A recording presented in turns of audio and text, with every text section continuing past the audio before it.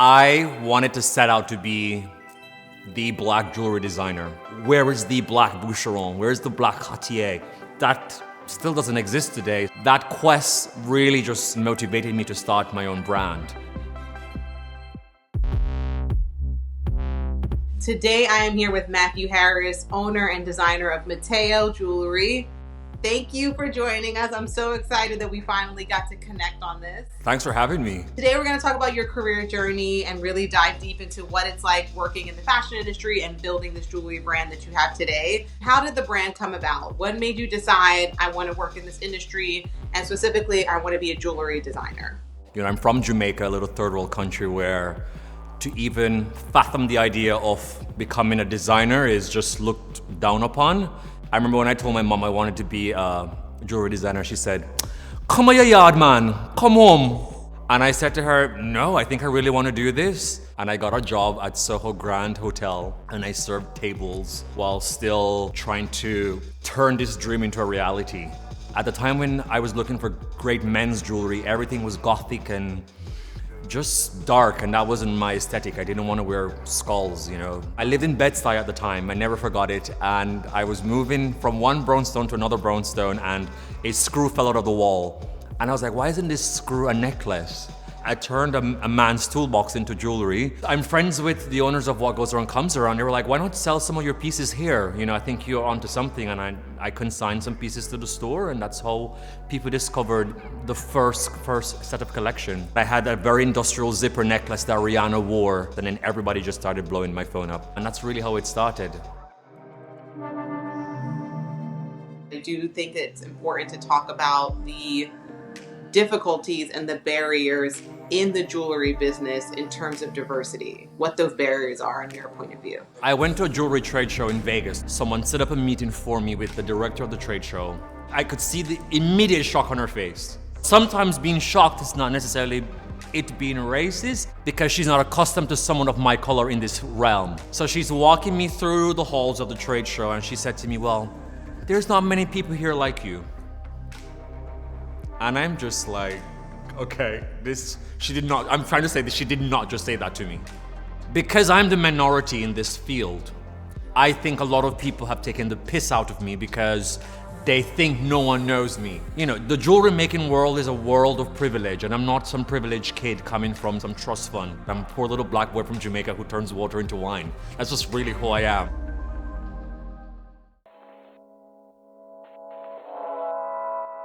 So obviously we know there's been a big shift in the business in terms of revenue and funding and support for Black-owned businesses. Would you say that you have benefited from that? Have you been able to capitalize on this moment at all? When the Black Lives Matter movement reappeared in a more vigorous way in June, I saw more people feeling somewhat guilty, so they were buying. It has helped in the sense that now a few more people know what the brand is. Has it helped me in a great grand scale? I can't say yet. I've seen so many people just like, they just want to be famous or popular because of the whole movement, and everyone now has a voice and they're not really trying to help. With that being said, I brought someone to Net-a-Porter, another black designer to Net-a-Porter, who sells fine jewelry.